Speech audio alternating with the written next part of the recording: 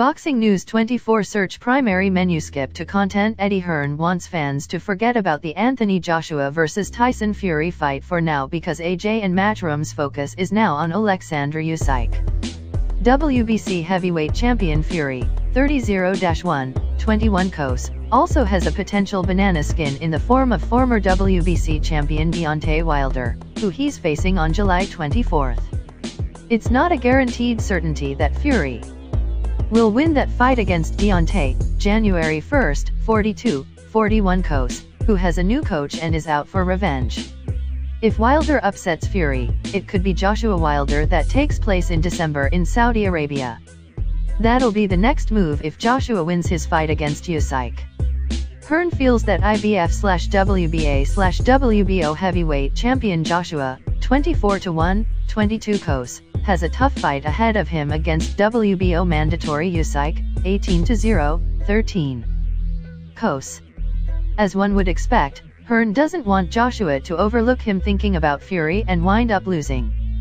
That happened before when Joshua was looking past Andy Ruiz Jr. in 2019, and he suffered an upset 6th-round knockout defeat. Hearn is still negotiating the Joshua vs Usyk fight for September with the Ukrainian fighter's manager Alex Krasuk. They've agreed to terms for the fight for the offer, and the next move is to get the contracts signed. Oleksandr Usyk Anthony Joshua Eddie Hearn Tyson Fury Hearn says forget about Joshua Fury. Do you know what, I think right now, let's just forget about that fight, Joshua's promoter Eddie Hearn said to Sky Sports about the Fury match. The only good thing to come out of this is that we have two good heavyweight fights, Joshua vs Usyk and Fury vs Wilder. These aren't marking time fights for Fury and AJ. These are two competitive, dangerous fights. This summer, you've got Fury Wilder and hopefully AJ Usyk as well. Two good heavyweight fights, said Hearn. Former undisputed cruiserweight champion Usyk has put on a lot of muscle weight in bulking up to the low 230s in hopes of increasing his punching power for the Joshua fight. Assuming the Joshua-Usyk fight gets made for September, there won't be much weight difference between the two. Joshua weighed 240 pounds for his last fight against Kubrat Pulev last December and 237 for his rematch with Andy Ruiz in 2019. If Usyk comes into the fight with Joshua at around 231 pounds, there will be very little to separate them weight-wise. Once those two nights are complete, let's go back to where we kicked off before, because right now, there are no conversations from the other side to us saying, let's just get it in the diary for December or January, said Hearn about wanting to resume talks for the Joshua vs Fury mega clash. Oleksandr Usyk Anthony Joshua Eddie Hearn Tyson Fury. I don't really want to get into that conversation. I want AJ to focus on Oleksandr Usyk, said Hearn. Joshua must stay focused on the task at hand against Usyk because this potentially a harder fight than Fury's rematch with Wilder. Usyk has the technical skills and the pedigree to defeat Joshua. We saw what Usyk did in dominating the much larger Joe Joyce in the World Series of Boxing many years ago, and that was a larger fighter than Joshua. And all of this could have been avoided if one man didn't decide to turn down $120 million. I'm gonna put that on repeat. $120 million. I know Eddie Hearn says if Deontay Wilder upsets Tyson Fury, they're looking at Wilder and Joshua for December. You can't guarantee that. You're talking about a man who turned down $120 million. So what makes you think he'll go right into negotiations with Anthony Joshua? They're going to toy with Anthony Joshua, just like Anthony Joshua's been toyed with this entire time. It must be frustrating being this man. To be completely honest with you, it must be very frustrating being this man, watching everybody run all the way around the world other than to step to him and accept the challenge. He take the same risk that you take, but he's the only one willing to step up and take that risk, and he has the most to lose. Let me say that again. Anthony Joshua is the only one willing to step up and take the risk, and he's the only one who's got more to lose. He's got everything to lose. Okay? Yet he's willing to gamble and put that on the floor. This dude stayed 10 toes down in the game. Like I said, I don't get the hate. I don't get what's to dislike. I don't get none of that. Why would you dislike somebody who's doing something that boxing fans claim that they want from all boxers? This is the messed up thing about boxing. It's backwards. You guys hate and dislike people who's really about it, who really wants to work on a legacy, who really wants to fight the best. And you guys protect and wrap boxers in a wool cloth, a wool blanket, and protecting those who don't really want to do the same thing that Anthony Joshua is trying to do, you know? And somebody said something to me yesterday. He said, you know, Anthony Joshua is the only fighter that appears to actually care about his legacy. Everybody else is just getting paid. And that's just the truth. Everybody else is just around here getting paid. Fighters that really care about legacy is almost non-existent. And to the point, the boxing game almost make those fighters non-existent by being so difficult to get these fights. Boxing doesn't seem to want a throwback fighter. And I'm not just not talking about the fans, the whole boxing industry, the way the machine is run, they seem to not want a throwback fighter at all, which I can't understand. And there's no guarantees that if Tyson beats Deontay Wilder, he'll go straight into negotiations, because it's always been about money. It ain't never been about no legacy. Listen, nobody cares about us, the fans, except a few boxers, and Anthony Joshua is one of them. You know what I'm saying? There's very few boxers that care about their legacy. You know, and then you have potentially some very good fighters who don't seem to care about their legacy enough. Hence somebody like Terrence Crawford. Love Terrence Crawford. Terrence Crawford is the shit. You know what I'm saying? The number one. You know, he is that guy. But at the same time, Terrence Crawford is comfortable in not getting the fights that he wants. He really doesn't care what we think or say, because in his mind, he'll be in the Hall of Fame. So that's good enough for him. That's why I pulled off the gas at Earl Spence and Terrence Bud Crawford, because it seems to me that Terrence Crawford is comfortable with the way things are going, you know, and ain't nothing wrong with that. You know what I'm saying?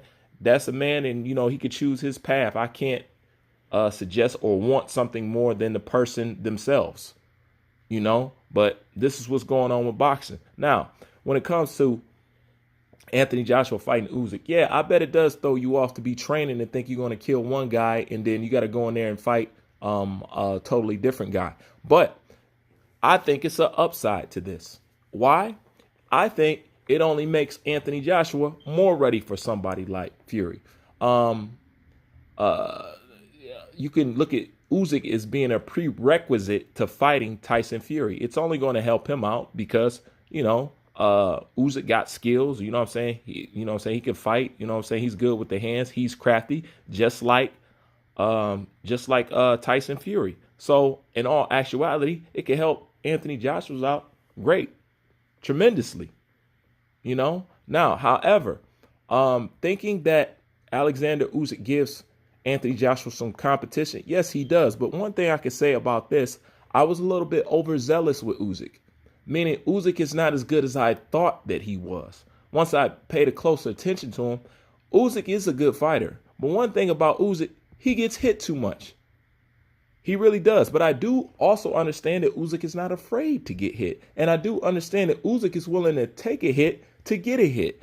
But will that suffice? Will that carry over? Can you get away with that in the heavyweight division? You're going to be carrying around a lot more weight than Anthony Joshua. Anthony Joshua is used to carrying around that weight.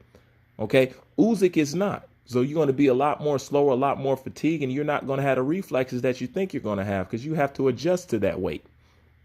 You know, so I think all in all, as far as helping Anthony Joshua become a full, more whole fighter, it helps him out. But if whether Tyson Fury wins or Deontay Wilder wins, there still is no guarantee that we can go straight into that fight. So if I was Eddie Hearn, I would actually relax on saying that until you can actually deliver something with some guarantees, because as of right now, this up and down, this will be the second time we got cheated out of something. Tyson Fury is not what we wanted. He's what we got. And then when we finally settled in our minds that this is what we got, now we got up for this and we got let down just like Joshua and Deontay Wilder. Yo, boxing fans get tired of this shit. Boxing fans really do get tired of this shit. You know, but that's where we at it. But all in all, I just look at it as making Anthony Joshua a more well-rounded fighter. And by the time he gets in the ring with Tyson Fury, he's going to be very acclimated to fight somebody like Tyson Fury. So if Tyson Fury does beat a Deontay Wilder, you know, he did it at the sacrifice of having to fight an even more sharper Anthony Joshua, because that's what Oleksandr Usyk is going to do. You know, but could Oleksandr Usyk beat Anthony Joshua? Of course. If Andrew Reese has a chance, then Usyk has a chance. But nonetheless, it's going to be an interesting fight. But we would have not been here if somebody who said, I want to unify, I promise you, I promise you, I promise you, I promise you, actually was going to keep their promise in the first place. Don't blow smoke up people's ass. You know, and it's what people don't understand. I hold boxers accountable. I don't care about who's your fucking favorite boxer. I have favorite boxers too. I still hold them accountable. You know what I'm saying? I like the same guys that you like. I don't turn a blind eye. I give constructive criticism where it should be. That's what being balanced is. That's what having a boxing channel should be about. You should be able to sway both ways, even though you might favor left more to the right. It's your obligation, it's your duty, especially as somebody who's talking about boxing, to at least show that you have balance. And that's another thing we got to make obsolete. All these one-sided boxing channels that ass lick one fucking boxer and don't say nothing critical or bad about them. Those are not credible people to me in my eyes. You know what I'm saying? Those are for fanboys who like fanboy channels. You know, but for critical boxers, I mean, critical thinkers who hold boxers accountable, you guys that are fanboys should not be allowed to be in the same room with us. OK, because you guys don't understand nothing. I've never seen a group of fans where you talk about one person and they'll automatically bring up another boxer that has nothing to do with the subject because they feel sensitive or it'll make their boxer look bad, when I haven't even brought their boxer's name up. When I speak, there's no ulterior motives. When I open my mouth, I speak what the fuck I feel. See, all you other guys are used to speaking with ulterior motives. This is what you're used to with channels. So when you come across a channel like this, you don't know how to fucking react. You don't know whether to subscribe or unsubscribe. You subscribe this week, you'll unsubscribe the next week when your fighter falls in my bullseye. But no man is perfect. OK, just like everybody's going to make a mistake. Everybody has something that can be critiqued and talked about. It doesn't mean that you need to get in your fucking feelings and try to accuse the person of being a pro this, or you hate these kind of people, or you hate that kind of people, because the accusations at this point is wore the fuck out. All right. These boxers are not your woman. They're not your child. They're not your girlfriend.